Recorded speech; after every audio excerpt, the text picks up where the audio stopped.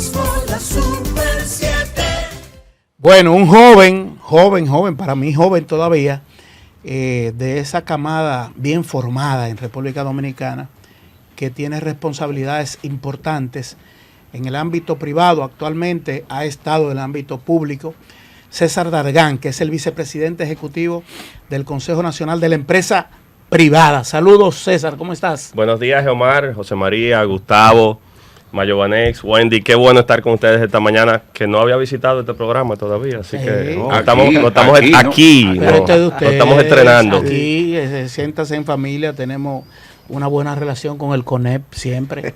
Mire, César, vamos a comenzar por aquí, a las damas primero, pero sí, como sea. ¿Qué fue lo que le picó al CONEP que sugirió un aumento salarial voluntario? Cuando creo que en la historia de este país nunca se había visto que los mismos empresarios que sugieran un aumento salarial. Qué bueno que empezamos por ahí, Gustavo. De hecho, ayer ganaron la Reina del Caribe, creo que era una muy buena noticia que podíamos comentar, pero qué bueno que empezamos por ahí, porque hoy justamente hace una semana de que el CONEP hizo este llamado. Es un llamado que, como bien has dicho, tiene un carácter de voluntario y a la medida de las posibilidades de las empresas, y no ha sido un capricho ni una respuesta coyuntural, sino más bien objeto de un profundo proceso de análisis y de discusión a lo interno del sector empleador. ¿Y qué es lo que se ha visto? Bueno, efectivamente nosotros estamos atravesando un momento de crisis internacional con niveles inflacionarios bastante altos que se han ido prolongando en el tiempo. Si esta conversación lo hubiésemos tenido hace algunos meses, hubiésemos dicho, bueno, eso es un fenómeno temporal que pasará muy pronto, pero ya ha permanecido en el tiempo y eso tiene un impacto directo en el bolsillo de los dominicanos. Por eso el llamado fue a ser empáticos, ser solidarios y en la medida de las posibilidades mejorar esos salarios. Ahora bien, nosotros tenemos que tener en cuenta cuál es el contexto en que este llamado se produce. El Código Laboral y la ley complementaria establece un Comité Nacional de Salarios que debe sesionar al menos cada 2 años, pero puede sesionar a partir del año en el cual se fijan las tarifas de salario mínimo. Ese comité de salario en muchas ocasiones nosotros hemos sido críticos, responsablemente críticos de que debe reformularse, porque lo que vemos es una especie de carnicería, en el cual cuando se convoca el comité de salario, los trabajadores hacen un planteamiento, los empleadores hacen otro, el gobierno a veces en una vez se inclina de un lado, en otra vez se inclina del otro, y al final raramente sale todo el mundo conforme. Lo que vivimos en esta última etapa fue muy diferente. Desde julio del año pasado, cuando se fijaron las tarifas mínimas de los no sectorizados, hasta la fecha, de consenso, los 3 sectores en un ambiente de paz laboral y de paz social pudieron acordar esto. Entonces, por eso dijimos, mira, el comité de salario está llamado a fijar los salarios mínimos. Este es un llamado a que las empresas, dentro de sus posibilidades, puedan hacerlo a la nómina completa.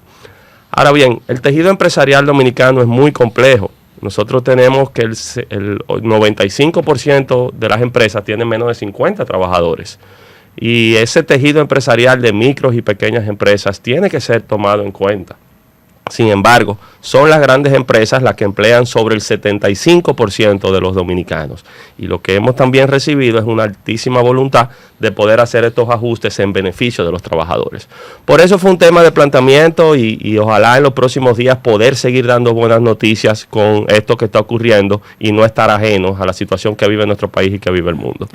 Realmente ustedes tomaron esa decisión porque entienden que los niveles de inflación ameritan hacer ajustes en el salario, o existe alguna preocupación del empresariado de que en el país se pueda producir algún tipo de inestabilidad social como consecuencia de la situación que vive la gente? Preocupación como tal, no, pero sí hay una ocupación permanente de que nosotros preservemos y cuidemos lo que nosotros tenemos. Si nosotros tomamos toda la región, desde México hasta Chile, pasando por Centroamérica, el Caribe y Suramérica, no existe un solo país que pueda exhibir la estabilidad política, el desarrollo económico y social y la paz social que tiene la República Dominicana. Tú podrás tener algunos países que combinarán 2 de ellos, pero los 3 en este momento ninguno lo tiene. Entonces es más bien un llamado consciente, también invitando a una reflexión más profunda. El problema en este país no es ni siquiera el salario nominal, no es cuánto gana el mínimo, porque la mayoría de las empresas están por encima en el salario promedio que ese mínimo. Aquí el planteamiento es cómo nosotros mejoramos el salario real de las personas, la capacidad que tienen para poder cubrir todas sus necesidades. Y eso es un proceso que no se puede acelerar, pero que tampoco se puede evitar que lo asumamos con responsabilidad. César, uno de los aspectos que ustedes hace unos años han venido tratando de trabajar es la reforma del Código de Trabajo. Y era uno de los temas que uno esperaba ver en el CES, pero empezó primero el tema de la Constitución y como que no se ha visto una continuidad de esos trabajos que empezaron. A diferencia de otros países, nosotros sí podemos decir que tenemos una clase empresarial responsable y uno de los principales ejemplos fue lo que pasó en la pandemia. Responsablemente, la clase empresarial hizo unos donativos importantísimos para empezar a comprar las vacunas. El tema del código laboral y los aspectos que tienen que ver con los pagos que se tienen que hacer a los trabajadores con el tema del despido. ¿Cómo va ese tema? Wendy, tú como abogada, al igual que yo, este año estamos celebrando los 30 años del Código Laboral. Nuestro Código Laboral es del año de 1992. Es un código laboral de un mundo muy diferente y de un país muy diferente. Y como bien dices, hace años que se viene hablando de la posibilidad de reformarlo. Y yo diría que más que reformarlo es actualizarlo, porque precisamente la pandemia quedó evidenciado de que es un código completamente desfasado para la realidad y para el país que nosotros estamos viviendo.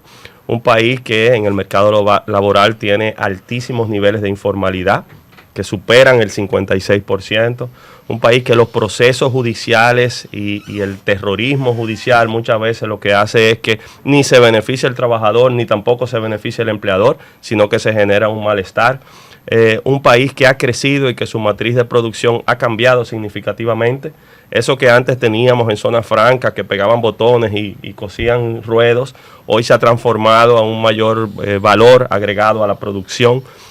Se ha tecnificado y es una matriz de producción muy distinta. Ese código ya no nos sirve.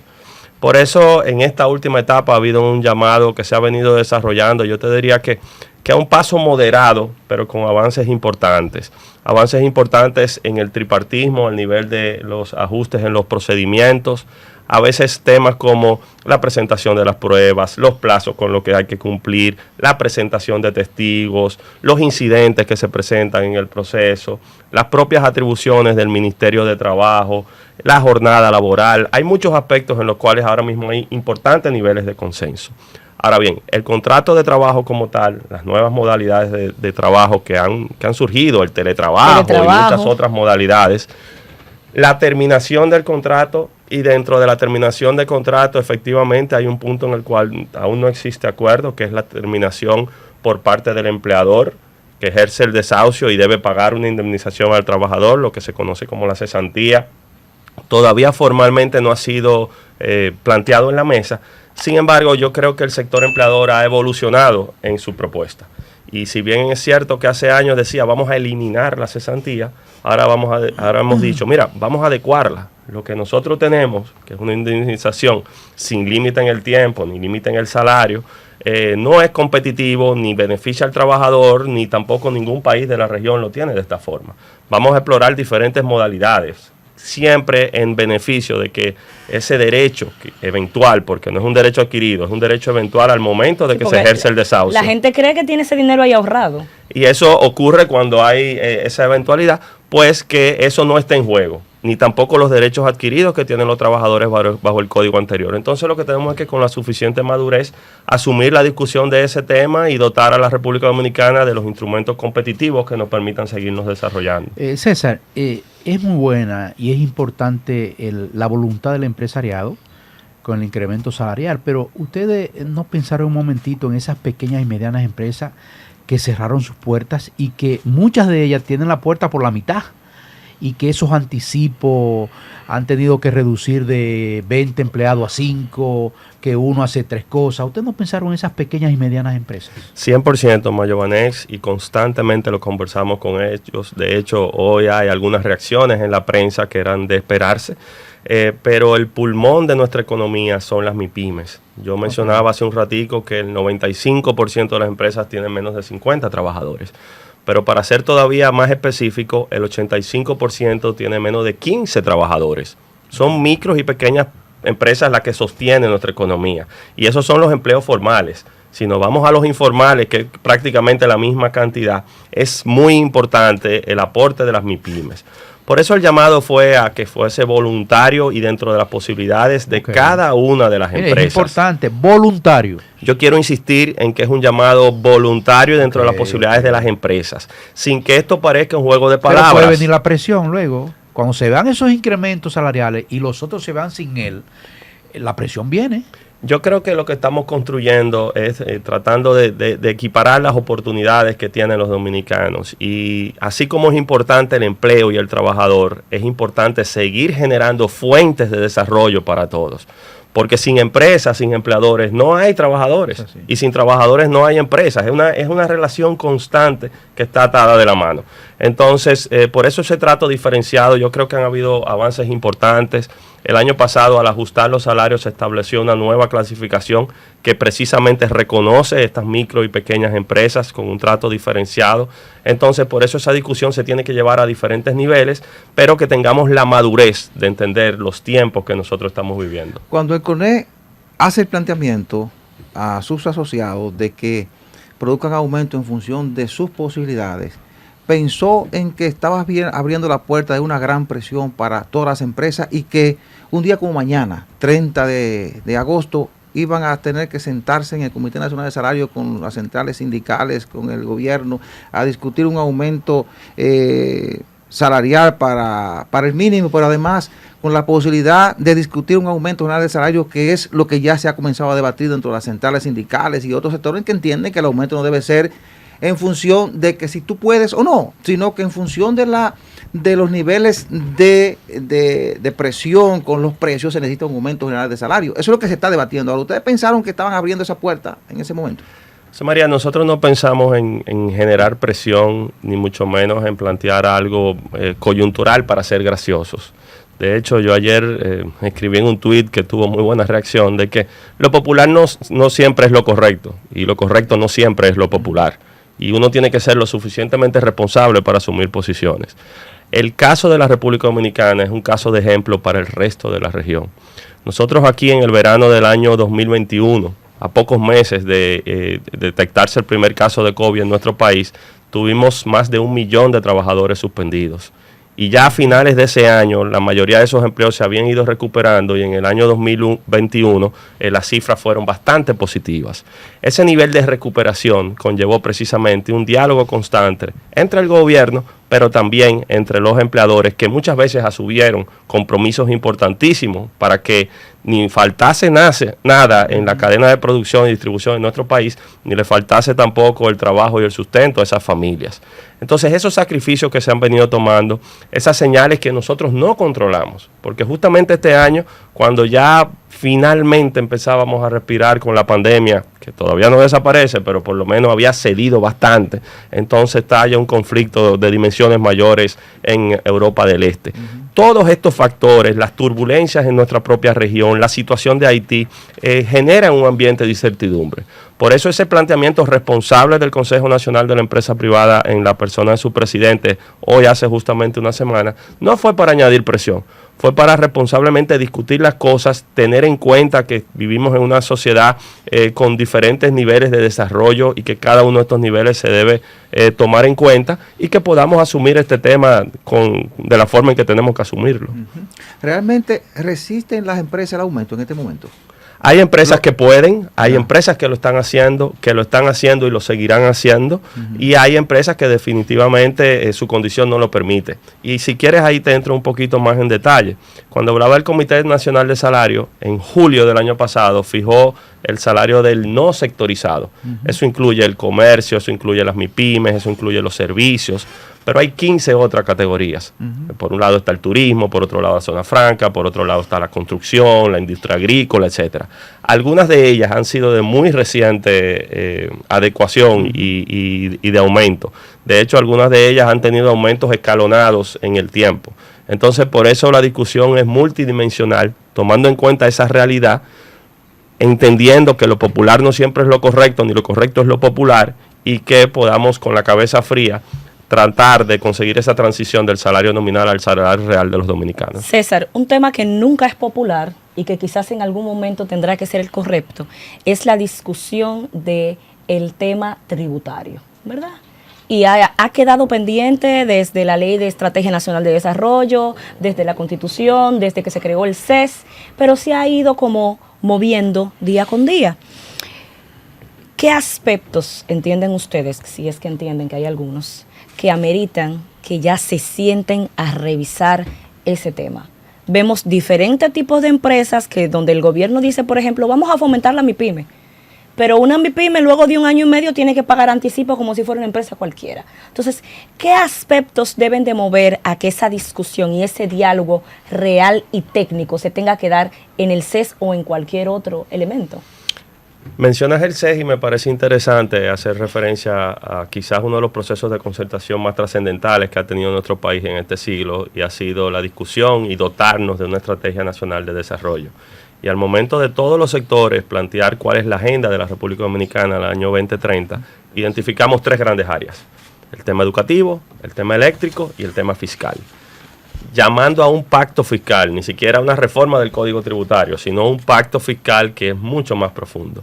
Así como hablaba hace un momentico del 30 aniversario de nuestro Código Laboral, también podemos buscar un bizcocho y las velitas para el 30 aniversario de nuestro Código Tributario, que también es del año de 1992, de un país muy distinto al que nosotros hoy estamos viviendo. Una realidad comercial muy diferente. Y entonces, ¿cuál es la realidad? Bueno, nosotros tenemos altísimos niveles de informalidad, nosotros tenemos un sistema complejo en el cual muchas veces esa informalidad se debe a un desconocimiento del contribuyente, otras veces a una incapacidad de cumplir con las obligaciones que se establecen.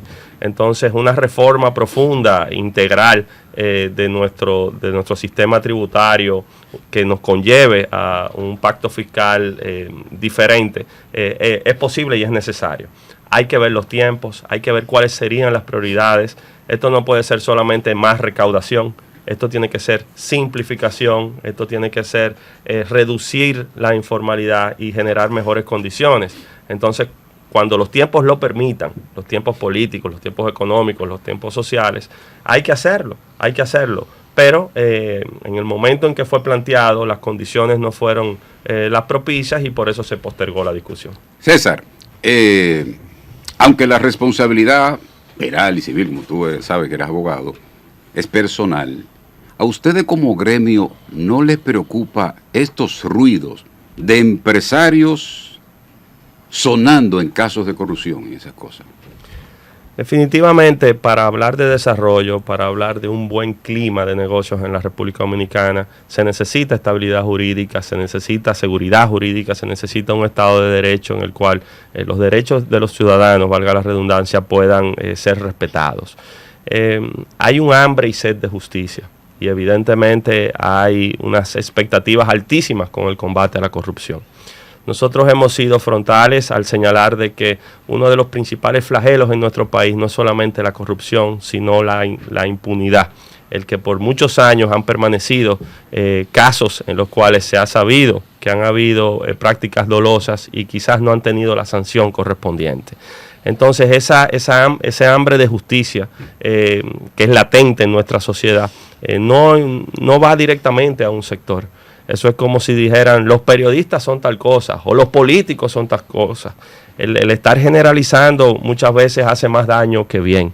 Esto no es un ataque al sector empresarial. De hecho, quien tenga que rendir cuentas, quien tenga que ser sancionado por acciones impropias debe serlo, pero deben cumplirse con el debido proceso, deben respetarse los derechos de las personas y al final tener las sanciones a aquellos que realmente han incurrido en violaciones a la ley. César, ¿cuál ha sido la reacción del gobierno con esa propuesta del empresariado y el aumento salarial? Existe todavía a la fecha un diálogo, yo diría que fluido. Esto se ha conversado con diferentes funcionarios del gobierno, principalmente con el ministro de Trabajo. Se ha conversado informalmente con el sector laboral, con los representantes de los trabajadores y hemos insistido en que esto debe ser de manera voluntaria y gradual y atendiendo a las circunstancias para que pueda ser efectivo. Porque ellos saben muy bien que después viene la presión para el gobierno que aumente el salario público. Ellos lo saben eso, que el presidente, me imagino yo que se siente cómodo en el aspecto de la voluntad de parte del empresariado. Para él sí, pero él sabe que lo de él viene después. Sí, y tendrá el gobierno que tomar sus decisiones. Yo lo que sí puedo es compartir y transmitir una voluntad manifiesta de gran parte de los empresarios de la República Dominicana de no hacerse ajenos a la situación que estamos viviendo, mejorar las condiciones de sus trabajadores y respetar también a aquellos que lamentablemente las condiciones le han sido adversas y hay muchas empresas en una situación precaria que deben recibir un tratamiento diferenciado. En el CONEP se debate el pensamiento de desarrollo integral inclusivo. Si somos 48,000 kilómetros cuadrados, que es tan importante el sector de Naco, Piantini, como también cualquier pedazo de tierra de la frontera, llámese Pedernales, Independencia, Elías Piña, Dajabón, Montecristi, aprovechar todas esas cosas que tenemos, digamos, una ley de incentivo al desarrollo fronterizo, oportunidades en esos sitios para que la gente no emigre y se creen esos bolsones de miseria que nosotros tenemos y que luego no nos estemos quejando que los haitianos están ocupando los hospitales y las escuelas públicas y que el territorio está siendo ocupado por haitianos. Se piensa en el Consejo Nacional de la Empresa Privada como actores fundamentales del desarrollo económico, generadores de riqueza.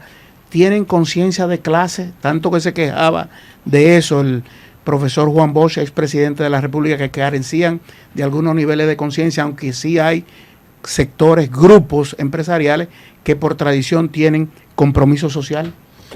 Yo creo que he sido testigo de una transición precisamente de la plataforma y de la propuesta del sector empresarial dominicano en los últimos años. Si bien es cierto, hace algunas décadas las prioridades no solamente del sector privado, sino inclusive también del gobierno, era promover y presentar a la República Dominicana como un oasis de desarrollo económico. Y veíamos esas grandes cifras, cómo aumentaban nuestras exportaciones, cómo la inversión fluía, cómo los principales indicadores de nuestra economía eran sobresalientes en el resto de la región. No menos cierto es que se ha incorporado una variable distinta en los últimos años y es precisamente el tema del desarrollo social. ¿De qué sirve que estos números estén allá en la estratosfera si al final del día el dominicano no percibe en su vida diaria que esto está cambiando? Entonces, ese desarrollo social tiene una dimensión nacional y transversal a todos los sectores. Esto es que nadie se quede atrás. Y cuando nos vamos al ejemplo que pones de la frontera, también hemos sido coherentes y constantes planteando de que el mejor muro que podemos nosotros construir es un muro de desarrollo y de oportunidades. Si nosotros logramos algún nivel mínimo de institucionalidad, de formalidad, de desarrollo en nuestra frontera, la porosidad de la misma, las condiciones de los habitantes fronterizos serían muy distintas. Evidentemente, es un tema complejo. Eso nosotros desde este lado no podemos resolver todos los problemas que tiene Haití. De hecho, nos hemos solidarizado y respaldamos un llamado que ha hecho el sector empresarial haitiano en este fin de semana a sus autoridades y a los diferentes actores sociales para lograr algún nivel de acuerdo. Pero sin desarrollo social, ese desarrollo económico no tiene sentido. Entonces, hemos visto en muchos países como la aguja económica va bien, pero el tema social no también. Entonces yo creo que existe una conciencia importante de que ese desarrollo social es fundamental para nosotros poder hablar de la paz social que mencioné hace un rato. A propósito de Haití, Haití hasta hace poco era el segundo socio comercial de República Dominicana. Pero la economía haitiana se ha visto muy impactada por la crisis que está viviendo ese país. ¿En qué medida esa crisis que afecta al pueblo haitiano ha afectado las exportaciones de República Dominicana hacia ese país? Le ha afectado y significativamente. Cuando ocurrió el terremoto de Haití, las exportaciones en los años siguientes, además de toda la parte humanitaria y las donaciones, las exportaciones formales de la República Dominicana crecieron significativamente a Haití. Superaron los $1.000 millones y se mantuvieron en los años subsiguientes. Nosotros hemos visto cómo eso ha variado y no se ha mantenido de manera firme, y eso no significa que el intercambio se ha mermado, sino que lo que era el comercio formal, que es ese que registran las cifras de intercambio, se ha reducido y ahora tenemos mayor nivel de informalidad e inclusive mayor nivel de contrabando. Cuando me refiero a la informalidad, son aquellas exportaciones que agotan sus procesos aduanales correspondientes, son registrados ya sea por la vía marítima o la vía terrestre, y al final del día permite que Haití pueda tener las recaudaciones que son parte del oxígeno de su economía. Cuando me refiero al informal, no lo digo como una crítica. El comercio informal con Haití es una realidad. Es ese comercio que se da todas las semanas, varias veces a la semana, en pueblos fronterizos, donde es parte de la dinámica de vida de tanto haitianos como dominicanos. Y eso debe seguir ocurriendo. Claro, cada vez con más controles sanitarios, con más controles de seguridad, pero el comercio informal nosotros no podremos detenerlo. Sin embargo, el contrabando, cuando no hay institucionalidad, cuando la seguridad decrece, entonces sí surge como una amenaza importante esa relación. Ustedes miden en los informes de inteligencia qué tanto afecta para la inversión extranjera, siendo los dominicanos acompañantes o socios de grupos económicos o colocaciones de capitales, qué tanto influye la inestabilidad política y social en Haití, en República Dominicana, ¿qué tanto impacto negativo tiene? Digo, una aclaración, cualquier informe de inteligencia que manejemos es de inteligencia comercial, no Sí, es de otro tipo de... Sí, pero o sea, vamos a decir, Claro. inventario sobre realidad social, vamos a decir. Sí, evidentemente y constantemente tenemos discusiones con organismos internacionales, con multilaterales, con calificadoras de riesgo. Hasta la fecha, la imagen y el posicionamiento de la República Dominicana no se ha visto afectado por la situación de Haití. Y digo hasta la fecha porque desconocemos qué puede deparar el futuro y hasta dónde pueda llegar la situación de Haití y qué puede ocurrir inclusive con la República Dominicana. Ahora bien, hasta la fecha, en el escenario global de inversionistas, de gobiernos internacionales, esto no se asemeja que lo que está pasando en Haití represente una amenaza directa a las inversiones en la República Dominicana. César, hablábamos ahorita del CES y de los pactos y de las discusiones necesarias para llevar a ese órgano constitucional. Uno de ellos fue el pacto eléctrico, que todos celebramos cuando se logró. Sí. Sin embargo, posterior a ese tema, verificamos que el desmonte que se empezó a realizar de los subsidios generó un alza muy significativa en la factura que aún continúa. Escuché a varias personas establecer que parte de ese pacto era, por ejemplo, el aumentar la eficiencia en el cobro y bajar los gastos operativos de las distribuidoras, cosa que no ha pasado.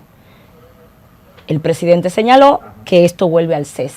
¿Qué esperan ustedes de la discusión del pacto nuevamente en el CES cuando parte de ese pacto no se llegó a ejecutar? Bueno, el tema eléctrico es neurálgico para el desarrollo de la República Dominicana. Nosotros no podemos hablar de nada de lo que estamos hablando, ni de esas oportunidades que trae consigo el futuro, si no se resuelve aquí el tema eléctrico.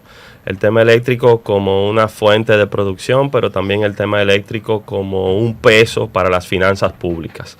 Y el dinero que se lleva, el subsidio del sector eléctrico año tras año, que pudiese estar destinado a escuelas, a hospitales, a infraestructura, es mayúsculo. Y es dinero quemado, porque esos subsidios se van por un hoyo que después no se recupera. Por eso cuando se logró, y nosotros siempre estuvimos a favor de la firma de un pacto como un gran compromiso de los diferentes actores políticos, sociales, económicos, que trascendiera inclusive una gestión de gobierno. Cuando se logró este pacto, uno de los componentes era precisamente la reducción de las pérdidas.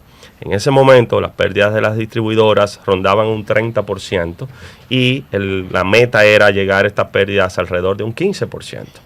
Lo que vimos en los meses subsiguientes fue inclusive un aumento de las pérdidas y una distorsión entre cada una de las distribuidoras que no permitían que esas metas trazadas se pudiesen lograr. Ahora bien, esa coyuntura particular no nos debe llevar a nosotros a restarle valor a lo que representa el pacto, porque con el tema de la tarifa que se ha presentado ahora es una coyuntura muy particular.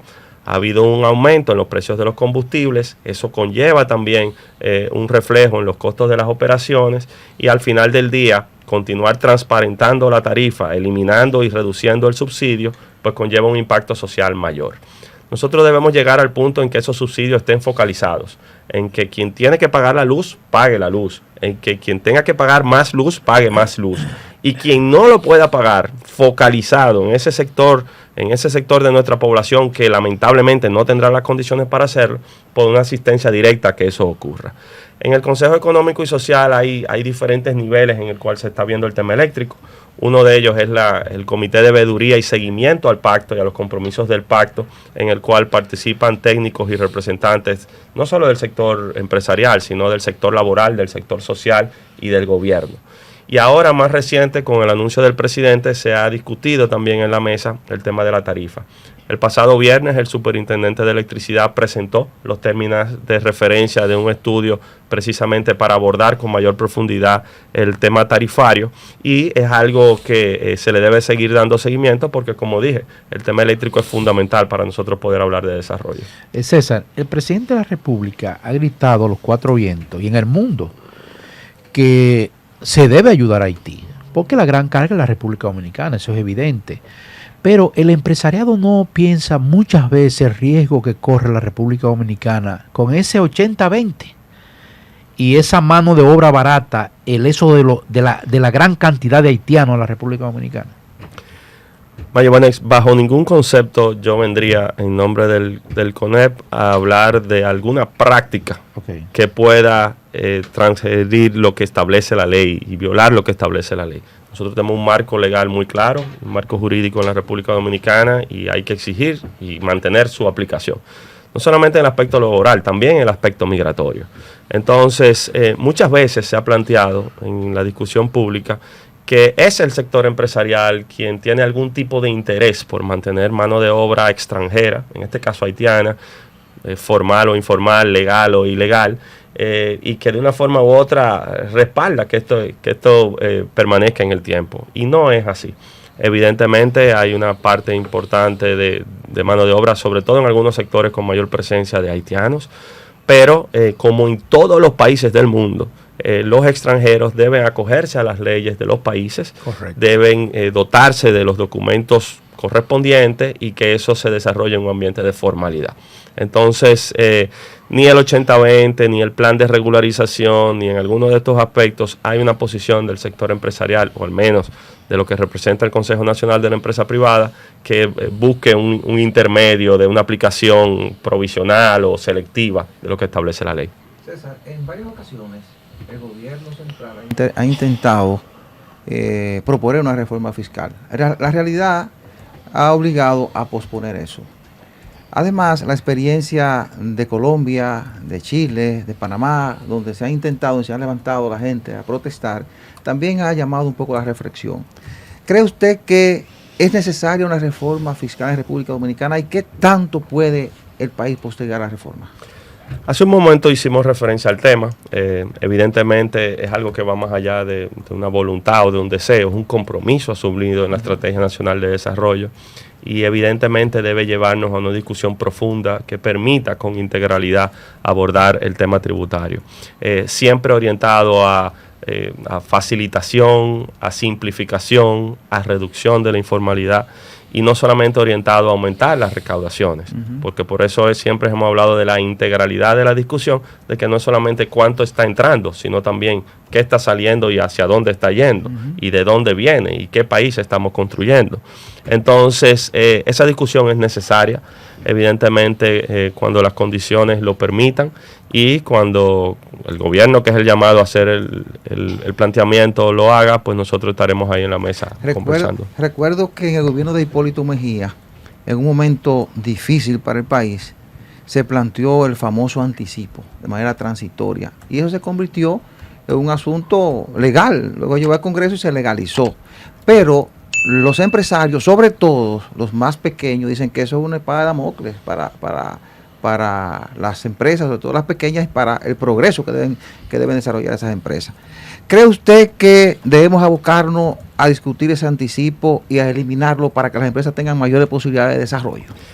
bajo la sombrilla del tema fiscal hay muchos componentes. El anticipo no es el único que tuvo un carácter transitorio que permaneció en el tiempo. Hay muchos otros impuestos y gravámenes que todavía siguen ahí, inclusive de la guerra en el Golfo Pérsico y el aumento de los combustibles hace décadas. ¿El diferencial fue de eso? Entonces, por eso, poner sobre la mesa cuál es el sistema que nosotros queremos, cuál es el país que nosotros queremos, cuánto cuesta tener este país que nosotros tenemos, de dónde vendrá el dinero para nosotros construir ese país, quién lo paga, cómo lo paga, es una discusión bien profunda. Entonces, quizás un error que hemos cometido como país muchas veces es tomar con pinzas aspectos muy puntuales de los temas cuando se nos tornan complejos y dejar de un lado la integralidad y la visión de futuro que nos debe llevar a la discusión. Entonces, ese y muchos otros temas deben ser parte de la discusión hacia un pacto fiscal. ¿Cómo lograr que República Dominicana agregue valor a materias primas que tenemos aquí, que la industrialización sea más eficiente para la exportación de productos de calidad, ser más competitivo, poder tener con nosotros unas mejores calidades de empleo que se manifiesten en el orden tecnológico, por citar algo, y el impacto que tiene el turismo actualmente en República Dominicana? Y eso es hablar de futuro, Geomar. Eso es pensar hacia dónde nosotros queremos ir. Muchas veces nos llenamos de orgullo cuando vemos nuestras exportaciones y vemos nosotros somos líderes exportadores de banano orgánico del mundo, líderes exportadores de cacao, líderes exportadores de tabaco. Sin embargo, estamos dejando de ver el potencial que tiene agregar valor a nuestra exportación y de esta forma contribuir con el desarrollo. Ese cacao que nosotros exportamos a Europa, luego lo compramos como chocolate. Entonces ese cacao que nos compra en Europa de altísima calidad, luego nosotros con ese valor agregado también lo importamos de nuevo aquí a la República Dominicana.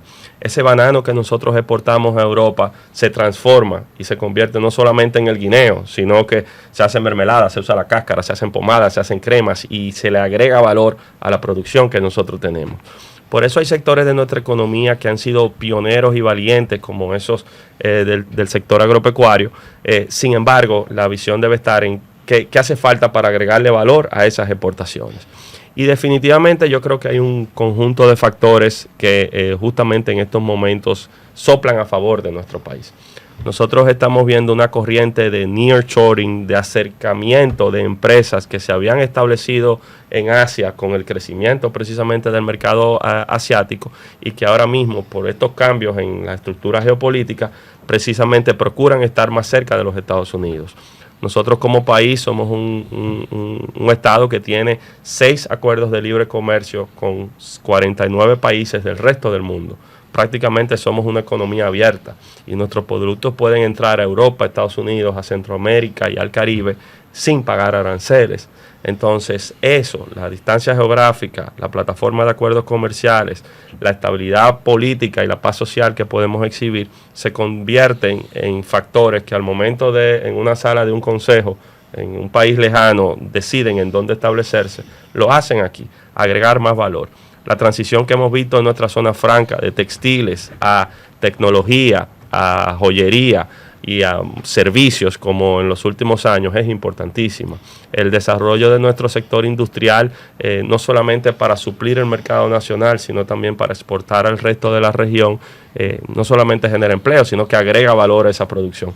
Entonces, evidentemente, con tu pregunta que es de cara al futuro, yo creo que lo primero es, tenemos que creernos lo que somos, tenemos que eso asimilarlo y hacerlo parte de nuestro ADN y al mismo tiempo aprovechar esas oportunidades que nosotros no las creamos, pero están ahí para poder ser aprovechadas. ¿El turismo? El turismo sorprendentemente también ha tenido un excelente desempeño. Nosotros el año pasado, empezando la recuperación post-pandémica, llegamos a recibir alrededor de 5.5 millones de turistas extranjeros. Este año, al cerrar el primer semestre, ya nosotros llegábamos casi a 4 millones, por lo cual las proyecciones son de un aumento considerable en este año.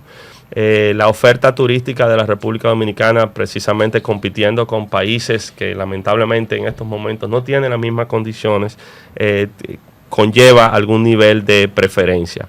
Hay factores que no controlamos, lo que ocurrió con Rusia y Ucrania que muchos de nosotros, incluyéndome a mí, nos sorprendimos con la cantidad de turistas que estábamos recibiendo de estas fuentes y que hubo que hacer una transición a otras fuentes en momentos muy rápidos.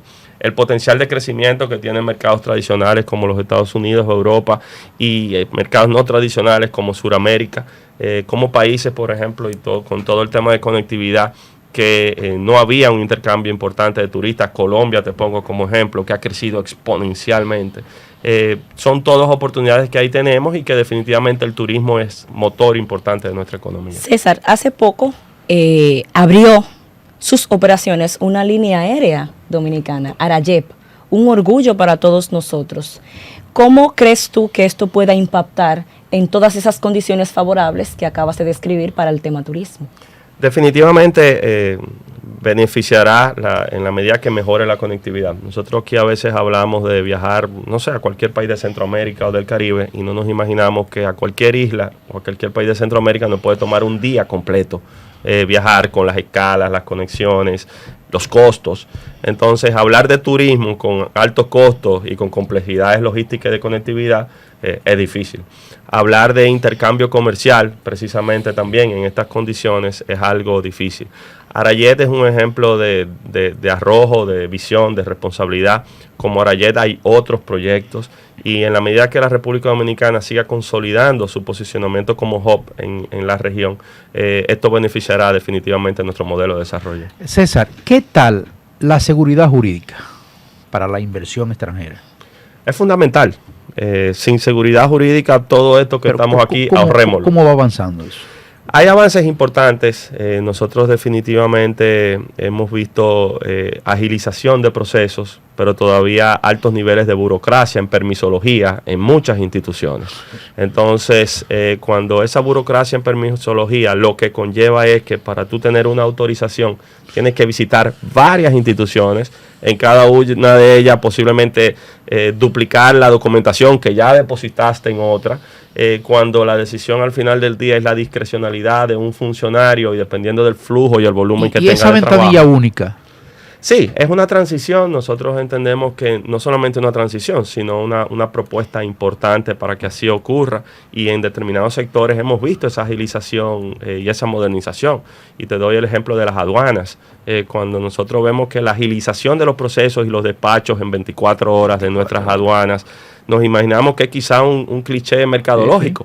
Pero los costos que conlleva cuando un furgón no puede salir en los tiempos que tiene que salir de nuestras aduanas, o cuando se trata de carga perecedera o fría que tiene que estar conectada y hacer pagos adicionales, eso es terrible. Entonces, en la medida que nosotros con todos los atributos que hemos venido hablando, tenemos aduanas modernas acorde a esa demanda, es algo positivo. Pero yo te diría que en el tema de institucionalidad, una justicia oportuna, independiente, reducción de burocracia administrativa en muchos procesos son fundamentales para que esto pueda consolidarse. Eso a veces ocurre por incapacidad, pero otra se hace adrede. Recuerdo a Juan Hernández, director de Impuestos Internos, fallecido lamentablemente, decía, cuando yo veo que hay gente acumulándose en un lugar, ahí hay algo de corrupción, algo que no pasa, que está trancándose adrede. Ocurre mucho que se boicotean proyectos, gente que quiere llegar a invertir en República Dominicana o desarrollar un proyecto en el sistema de gestión pública, el Estado. Hay mucho de eso, de gente que se dedica, que sabe los negocios y que quiere que le den lo de ellos, quieren participar a la mala como dé lugar. ¿Sufre mucho el empresariado en República Dominicana? Yo creo que cada vez menos estas complejidades internas que sabemos que en el pasado a lo mejor fueron recurrentes. Lo que yo sí creo es que todavía hay espacio de mejora, sobre todo con el uso de tecnología, transparencia y gobierno abierto. En la medida que tú quitas el poder que tiene un funcionario de que con su firma es que se autoriza o no se autoriza, cuando hay muchos de estos procesos que si tú cumples los requisitos, prácticamente la autorización debe darse en los tiempos establecidos.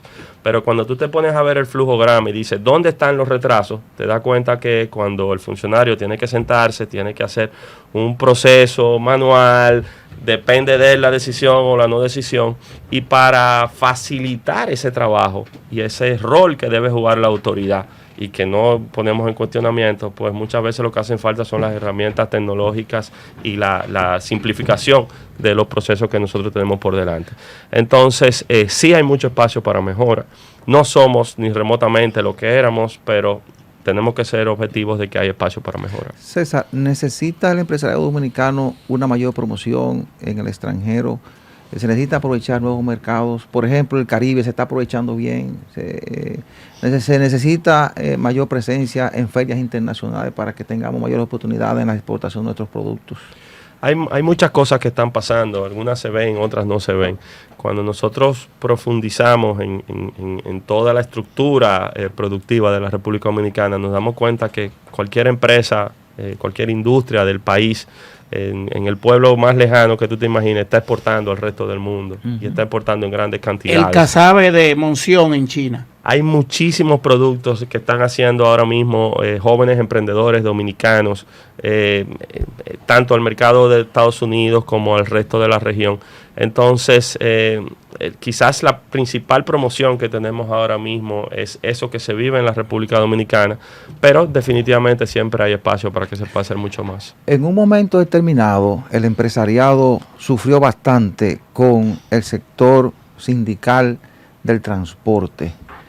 Fueron conflictos terribles por el transporte de carga. Me gustaría saber si ese problema se superó con Fenatrano y además, cuál es la situación de las importaciones de furgones, que fue un asunto o de cargas, las importaciones de cargas, que fue un asunto que se transformó, los precios se elevaron muchísimo con la pandemia y la crisis Rusia-Ucrania.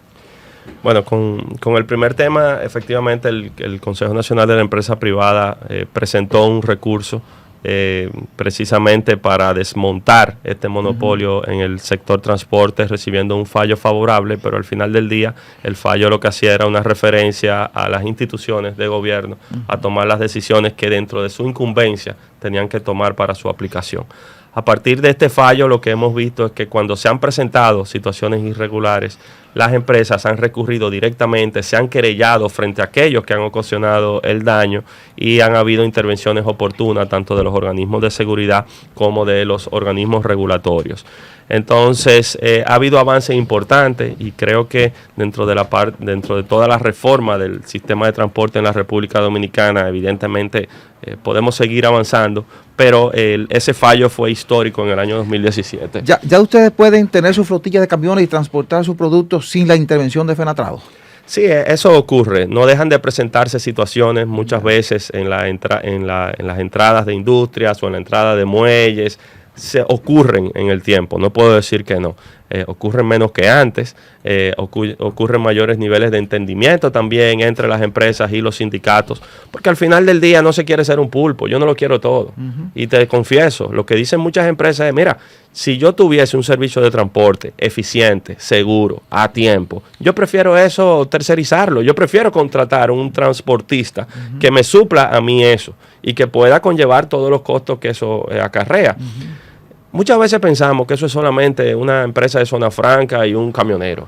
No, es que esa empresa de zona franca tiene un acuerdo con un almacén en los Estados Unidos que si la carga no está ahí en el tiempo que tiene que estar, empiezan una serie de costos adicionales y al final del día se pierde el cliente. Y en las condiciones que debe llegar. Claro, entonces, si tú no lo entregas a tiempo, lo van a buscar en otro sitio, porque ese almacén en los Estados Unidos lo que no se puede dar el lujo es que en esa misma cadena no poder cumplir con las obligaciones que tiene.